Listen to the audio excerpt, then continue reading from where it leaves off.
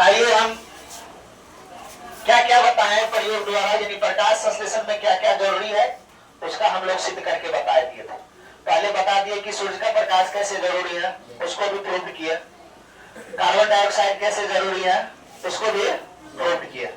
और एक आता है क्लोरोफिल वर्णरहित, जो पौधा के पत्ती में पाया जाता है। पौधा के पत्ती में क्लोरोफिल पाया जाता है। जो हरा पत्ती रहता है उसमें क्या रहता है, क्लोरोफिल। आप लोग पढ़े हैं फोटोसिंथेसिस की परिभाषा में कि पौधा जो भोजन बनाता है वो पत्ती के भाग में बनता है। कहाँ बनता है, पत्ती के।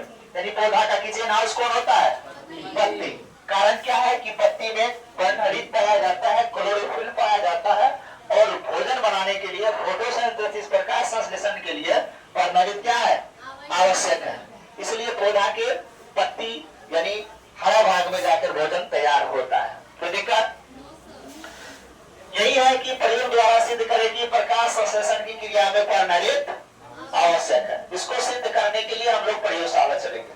प्रयोगशाला में सारी बातों को आपके स्कूल में आपके कॉलेज में होगा, सारी बातों को बताया जाता है, वहाँ सारा चीज रहता है। कोई दिक्कत। सिद्धांत में हम लोग लिख लेंगे फोटोसिंथेसिस का परिभाषा, यानी प्रकाश संश्लेषण का परिभाषा लिख लेंगे। प्रकाश संश्लेषण का परिभाषा होता है कि प्रायः हरे पौधे मिट्टी से जल तथा खनिज लवण लेकर, सूर्य से प्रकाश लेकर, वायु से CO2 लेकर और पत्ती में उपस्थित वर्णरहित की सहायता से अपना भोजन ग्लूकोज तैयार करता है। कोई दिक्कत, समझाए हुए ये चीज। उसके बाद हम सारे औजार लेंगे, जितना औजार हमको इस प्रयोगशाला में रहेगा वो सारे औजार लेंगे जो जो हमको इसमें वर्णरहित को सिद्ध करने में जरूरी है। पहला लेंगे एक पत्ती क्रोटन का। किसका पत्ती लेंगे, क्रोटन का एक चितकबरी पत्ती लेंगे। क्रोटन का पत्ती जो होता है बहुत सारे रंग का होता है, व्हाइट रहता है, पीला रहता है, हरा रहता है ना। इसलिए हरे भाग को दिखाना है वर्णरहित को, इसलिए चितकबरी पत्ती लेंगे। क्या लेंगे, चितकबरी पत्ती लेंगे। एक पेंसिल लेंगे चिन्हित करने के लिए, अल्कोहल भी लेंगे, आयोडीन लेंगे, 2 बीकर लेंगे, रेस्पिरेट लैंप लेंगे। ये सारे औजार लेके हम प्रयोगशाला चलेंगे। कोई समस्या नहीं। अब हम स्टार्ट करेंगे अपना क्रियाविधि। क्या करेंगे, क्रियाविधि। क्रियाविधि में क्या करेंगे, पत्ती जो चितकबरी पत्ती लिए हैं, चितकबरी पत्ती जो लिए हैं उसका हरा वाला भाग को क्या करेंगे, पेंसिल से हम लोग घेर देंगे ताकि बाद में हमको सहूलियत हो। पेंसिल से हरे वाले भाग को घेर देंगे और इस पत्ती को धूप में छोड़ देंगे। धूप में 2-3 घंटा छोड़ने के बाद तब क्या करेंगे, निरीक्षण में हम लोग पत्ती को क्या करेंगे, अल्कोहल के घोल में क्या करेंगे, उबालेंगे।